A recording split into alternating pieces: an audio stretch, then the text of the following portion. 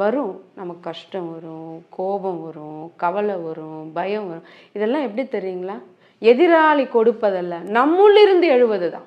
அவங்க சொல்கிறதுலாம் எனக்கு கோபம் வருது அப்படின்னா அவங்க ஜெயிச்சிட்டாங்களே. எல்லாம் நிறைய பேர் இருக்கோம். உங்களை பற்றி இப்படி சொன்னாங்க, என்ன சொன்னாங்க? எதுக்கு? என்னை பற்றி என்ன சொல்கிறாங்க? அவங்க என்னை பற்றி என்ன பேசுகிறாங்க? கேட்டு டென்ஷன் ஆகி கவலைப்பட்டு வேதனைப்பட்டு நம்ம வாழ்க்கையை நம்ம எதுக்குங்க இப்படி கேட்டு தெரிஞ்சிடும். கேட்காம இன்னும் எத்தனை பேர் 1000 பேசுவாங்க. இதெல்லாம் நமக்கு எதுக்கு? இல்லை எதிரியே அவங்க நம்மளை என்ன வேணாலும் பேசினாலும் அதை நாம் காது இல்லை அப்படின்னு சொல்லி இருந்துட்டோம் அப்படின்னா எவ்வளோ சந்தோஷமாக இருக்கலாம். அந்த எதிரினுடைய பலம் குறையுமா குறையாதா? அவர்களுக்கு நாம் கொடுக்குறோம் பாருங்கள், அவங்களுக்கு நம்ம ரெஸ்பான்ஸ் பண்ணி அவங்கள வெற்றி அடைய வைக்கிறோம் பார்த்தீங்களா? ஏன் அந்த எதிரிக்கு நம்ம வெற்றியை கொடுக்குறோம்? எதுக்குமே ரியாக்ஷன் கொடுக்காம நீ பாட்டு சொல்லு, போ நான் பாட்டு போகிறேன் சொல்லி உன்னை காயப்படுத்தணும்னு தான் சொன்னேன்னு சில பேரே சொல்லுவாங்க பார்த்தீங்களா?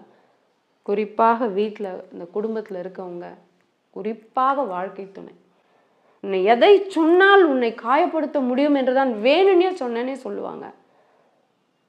நான் காயப்படாமல் இருந்தேன் அவர்களுக்கு அது தோல்வி தானே. ஏங்க ஏன் நாம் தோல்வி அடையணும்? அந்த மனதை ஏன் நம்ம காயப்படுத்திக்கணும்? கவலையே படக்கூடாது. நீங்கள் சொன்னால் நான் அப்படி ஆயிடுவேனா?